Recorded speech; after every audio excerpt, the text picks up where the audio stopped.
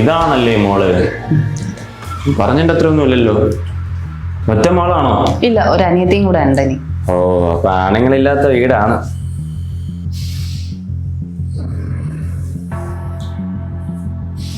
വീടൊക്കെ പഴയതാണ്. എന്നാലും എല്ലാം കൂടെ എത്ര വരും? ഒരു 10-12 സെന്റ് കാണുമായിരിക്കും. അപ്പൊ കാര്യങ്ങളൊക്കെ എങ്ങനെയാ?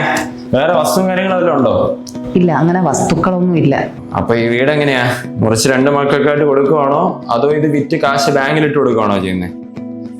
അല്ലെങ്കിൽ ഇന്നത്തെ കാലത്ത് ഇത് വിറ്റ് കാശ് ബാങ്കിലിട്ട് കൊടുക്കുന്നതാണ് നല്ലത്. അപ്പൊ ഈ മുറിക്കണോന്ന് പറയുമ്പോ എങ്ങനെയാ? ഇങ്ങനെ മുറിച്ചാ മതിയോ അതോ ഇങ്ങനെ മുറിക്കണോ? അല്ല, ഇത് വാടക വീട്. നമ്മള് ചുറ്റുവട്ടത്തൊക്കെ ഒന്ന് അന്വേഷിച്ചായിരുന്നു. അപ്പൊ പെണ്ണ് 10ാം ക്ലാസ് വരെ പഠിച്ചിട്ടുള്ളതെന്ന് അറിഞ്ഞായിരുന്നു.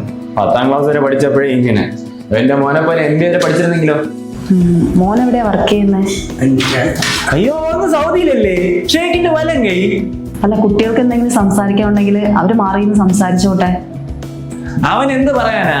ഞാൻ പറയുന്നതിനപ്പുറം അവന് ഒന്നുമില്ല. പക്ഷെ എനിക്ക് സംസാരിക്കാനുണ്ട്. പിന്നെ ഉള്ളത് പറയണല്ലോ. 10ാം ക്ലാസ് വരെ പഠിച്ച നിങ്ങളുടെ മോക്ക് MBA കാരനെ എന്റെ മകനെ കിട്ടുന്നത് തന്നെ പുണ്യം. അവക്ക് ഭയങ്കര സുഖമല്ലേ അവിടെ ചെന്ന് കഴിഞ്ഞാ? കഞ്ഞിയും കറി മാത്രം വെച്ചു കൊടുത്താ പോരെ? എന്റെ മോളെ പഠിപ്പിച്ച് ജോലി വാങ്ങിച്ചു കൊടുത്തതേ തന്റെ മോന് പുളിശ്ശേരി വെച്ചു കൊടുക്കാനൊന്നും അല്ല. ജോലിയാ? 10ാം ക്ലാസ് എനിക്ക് എന്ത് ജോലി? എനിക്കൊരു സെൻട്രൽ ഗവൺമെന്റ് ജോലിയുണ്ട്. ഞാൻ SSC MTS ക്ലിയർ ചെയ്തതാണ്. ഇപ്പൊ ആർക്കിയോളജിക്കൽ ഡിപ്പാർട്ട്മെന്റിലാണ് വർക്ക് ചെയ്യുന്നത്. അപ്പൊ എന്തായാലും ഞാൻ നിങ്ങളുടെ കൂടെ വരില്ല കേട്ടോ. ഇത് പ്രൊസീഡ് ചെയ്യാൻ പറ്റുമെന്ന് നമുക്ക് തോന്നുന്നില്ല.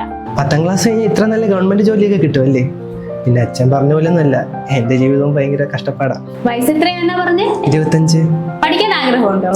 അങ്ങനെയാണെങ്കിൽ ഞാൻ പഠിച്ചത് ദിശ അക്കാഡമിയില്ല. അവിടെ ഇപ്പൊ MTSന്റെ ഓൺലൈൻ കോഴ്സ് ഉണ്ട്. ആ കോഴ്സിന് ജോയിൻ ചെയ്തിട്ട് ഫ്രീ ടൈം കിട്ടുമ്പോൾ പഠിച്ചോ.